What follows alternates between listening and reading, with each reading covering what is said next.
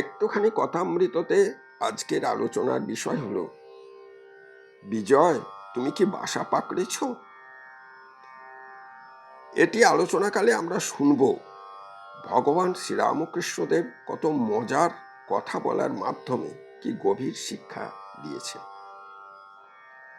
তাই আলোচনা শেষে একটা লাইক বা সাবস্ক্রাইব না থাকলে সাবস্ক্রাইব করার অনুরোধ থাকলো, এবং এর সাথে ভগবান শ্রীরামকৃষ্ণদেবের শিক্ষাকে মন থেকে গ্রহণের অনুরোধ থাকলো। এখানে শ্রীযুক্ত বিজয়কৃষ্ণ গোস্বামীর সাথে ঠাকুরের কথোপকথনের উল্লেখ করা হয়েছে। বিজয়কৃষ্ণ গোস্বামী প্রথমে ব্রাহ্ম ধর্মে দীক্ষা গ্রহণ করেন ও পরে আচার্য হন। মতপার্থক্যের কারণে তিনি পরবর্তীকালে গয়াতে এক যোগীর কাছে দীক্ষা গ্রহণ করেন এবং সনাতন হিন্দু ধর্মে প্রত্যাবর্তন করেন। তার মতে শ্রীরামকৃষ্ণদেবের মধ্যে 16 আনা ভগবত ভাবের প্রকাশ বর্তমান।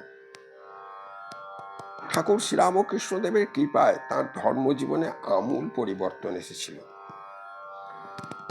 শ্রীযুক্ত বিজয়কৃষ্ণ গোস্বামী গয়া হইতে ফিরিয়া গৈরিক বসন ধারণ করিয়াছেন। তিনি পরমহংসদেবের নিকট মাথা নিচু করিয়া বসিয়া আছেন।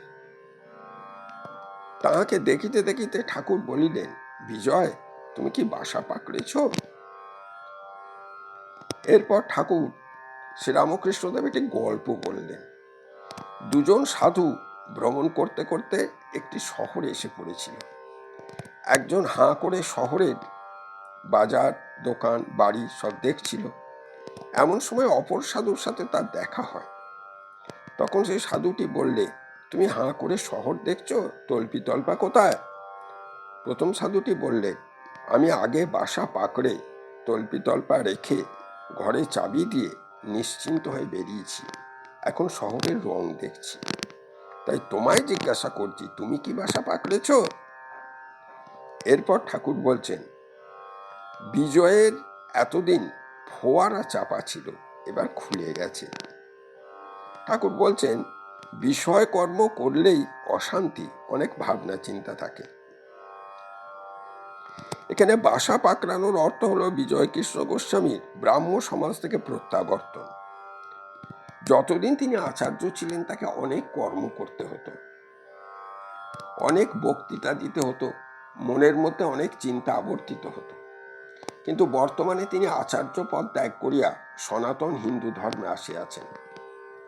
ঠাকুরের মতে বিজয়ের মনের ফোয়ারা এতদিন চিন্তা ভাবনায় চাপা ছিল, কিন্তু এখন তিনি চিন্তামুক্ত। তাই তার মনের ফোয়ারার মুখ খুলে গেছে। তিনি যে পথের সন্ধানে ছিলেন তা পেয়েছেন। ঠাকুর বিজয়কে বললেন, ঈশ্বরের প্রতি প্রেম আসলে কর্মত্যাগ আপনি হয়ে যায়। তোমার সময় হয়েছে, তাই তুমি বলো, মন তুই দেখ আর আমি দেখি, আর যেন কেউ নাহি দেখি। তো এই আলোচনা থেকে আমাদের শিক্ষা কি হলো? ঠাকুর বলছেন, সঠিক পথের সন্ধান পেলে নিশ্চিন্ত হয়ে সেই পথে চলা যায়, যা আমাদেরকে আমাদের সঠিক লক্ষ্যের দিকে নিয়ে যায়। এই পথে চলার সময় মন শান্ত হওয়া প্রয়োজন, মনের লক্ষ্য স্থির হওয়া প্রয়োজন। যদি লক্ষ্য স্থির রেখে শান্ত মনে নির্ভয় চিত্তে এগিয়ে যাওয়া যায়, তাহলে অবশ্যই লক্ষ্যে পৌঁছানো সম্ভব। ভগবান শ্রীরামকৃষ্ণ দেবের কাছে আজকে আমাদের প্রার্থনা হোক, তাঁর আশীর্বাদে আমাদের সকলের যেন সঠিক চৈতন্য লাভ হয়, আমরা যেন তাঁর আশিসে সঠিক পথের সন্ধান পাই। জয়তু শ্রীরামকৃষ্ণ।